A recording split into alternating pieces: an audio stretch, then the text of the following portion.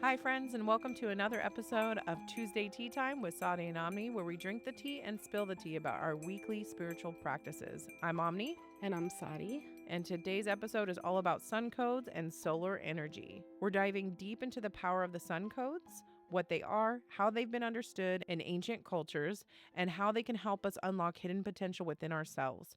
We're also going to be talking about a few deities that are associated with the sun, astrological ties to the sun, and we're going to also talk about some sun rituals that you can do in your everyday life. So, if you're new to sun codes, probably asking yourself what they are.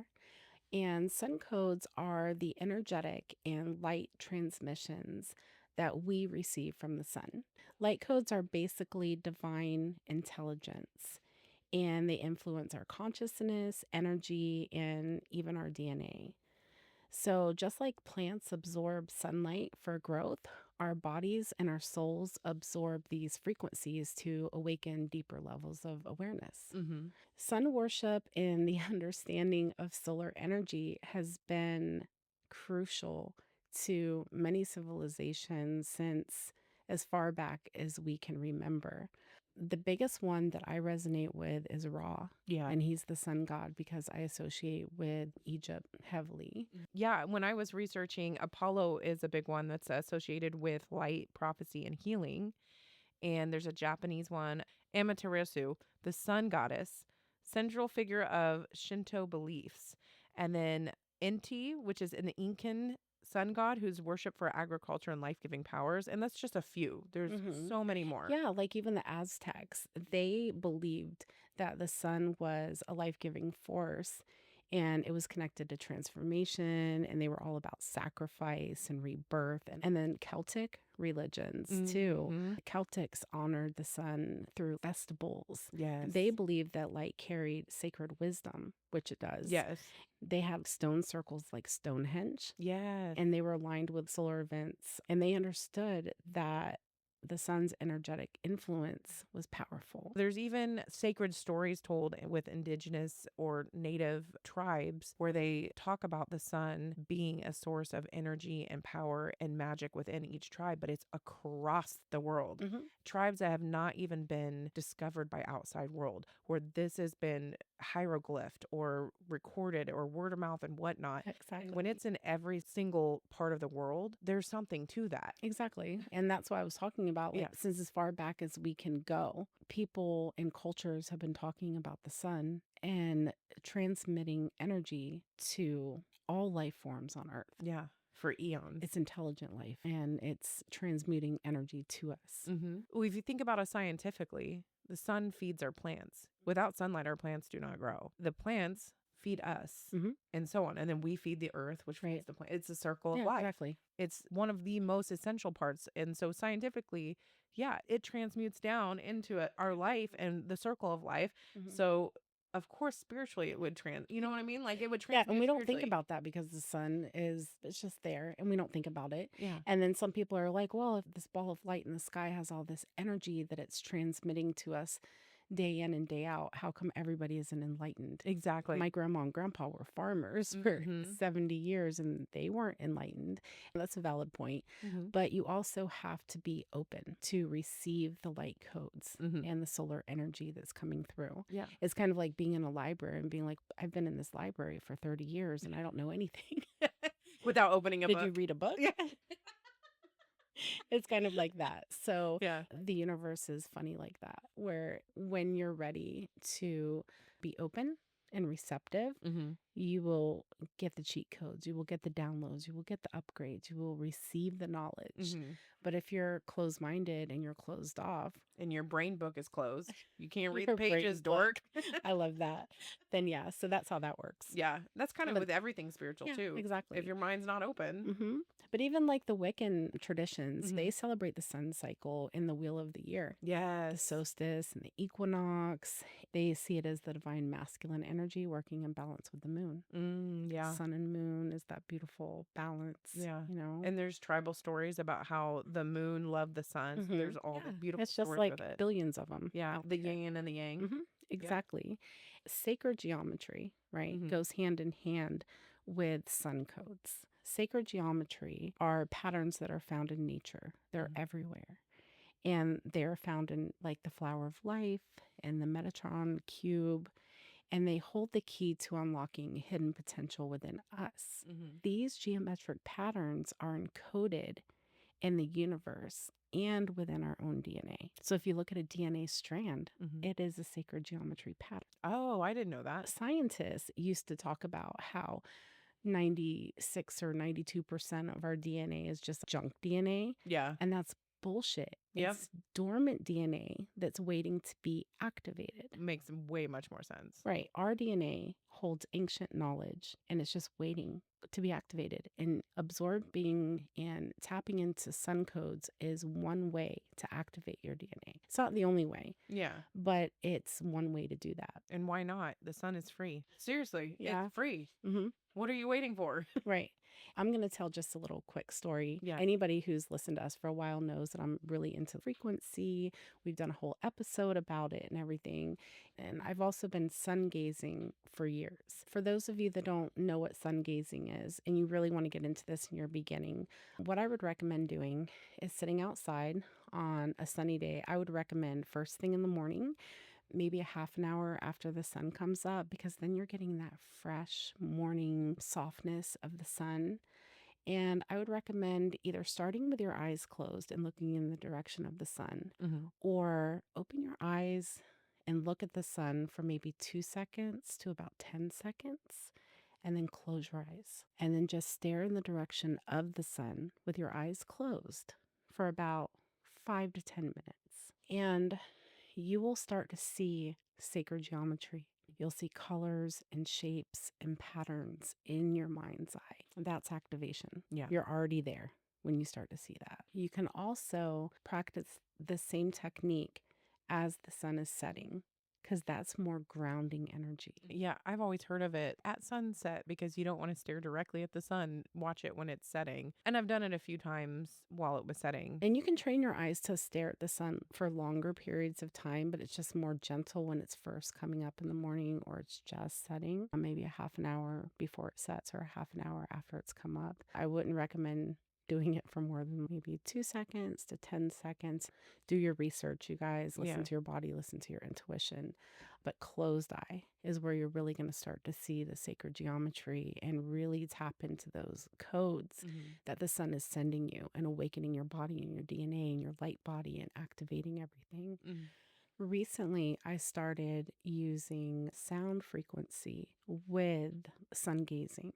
I've been sun gazing for quite a long time. And separately, I listen to sound frequency. Yeah. If you guys don't know about frequencies, we did do an episode on that. Yeah, we did a whole episode.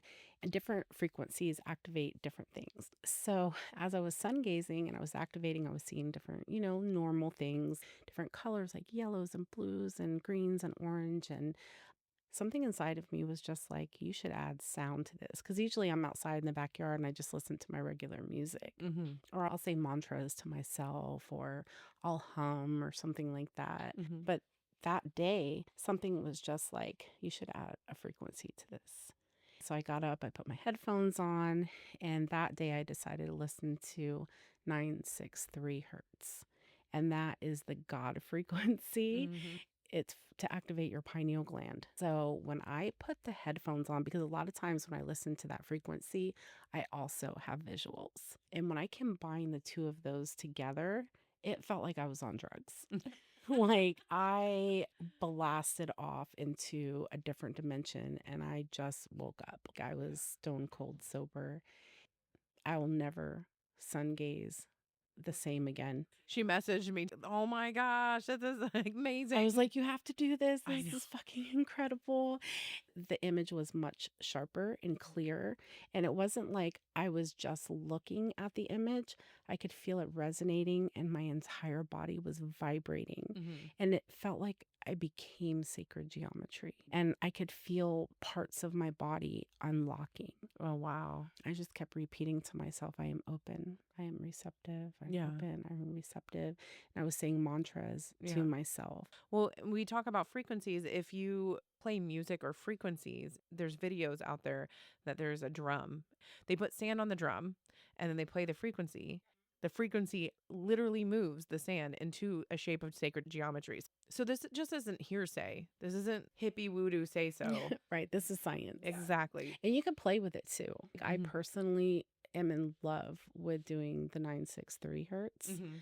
But say that you want to really open up your heart chakra, you could do the 528 hertz. You could take your drums out there if you're in a place where you can do that and beat the drums or play something with a drum beat behind it. Mhm. Or 432 hertz. That's the frequency of nature. Oh, yeah, that would be perfect. Uh-huh. Yeah. Yeah, and connect with that. A lot of times I'll listen to frequencies when I'm sleeping, but it puts it on a whole separate level when you are in nature and unlocking your DNA at Mhm. the same time. Right. That's next level. And it's just crazy because the entire day I felt like I was on drugs. I was getting so many messages from Mhm. spirit, and I felt more alive than I had in weeks. Oh, yeah, I talked to you on the phone. You were like, I was, and Yeah, I was in a I good was way. almost like apologizing because I felt like I was too much, but I just felt like I was on fire. Yeah. No, it was Almost great. overload, but it wasn't too much for me. And I was just like, I had all this ideas and all this passion Mhm. inside of me, and everything that I was thinking was just, where is all this coming from? Mhm. You know, and they were good ideas too. Yeah. And still things that I'm like processing and trying to work through and actually achieve right now. Yeah, because sun energy is fire energy and fire is Mhm. action. Yeah. So I feel like it could help you burn away so many things, Mhm. really tune into your intuition or burn through things that are really weighing you down that you've had trouble letting go of, even in this lifetime or even previous lifetimes. Ooh, yeah. And just really let go of it and say mantras with it. So if you combine sun codes with frequencies and intention, you can unlock ancient wisdom stored within your body and reconnect with your divine potential and elevate your consciousness. Is limitless. So yeah, just remember to start off slow, 5-10 minutes in the sun, set an intention. You can even just say, I'm open to receive the wisdom and energy of the sun. Yeah, and then see what comes through. Mhm. Then focus from there. Just listen to your intuition. Get as deep into it as you want to, or start simple. And just remember, consistency is key, because just like you were talking about, Omni, sun codes work over time. Sometimes they're going to be instant and they're going to make you go into hyperdrive like it did with me that day.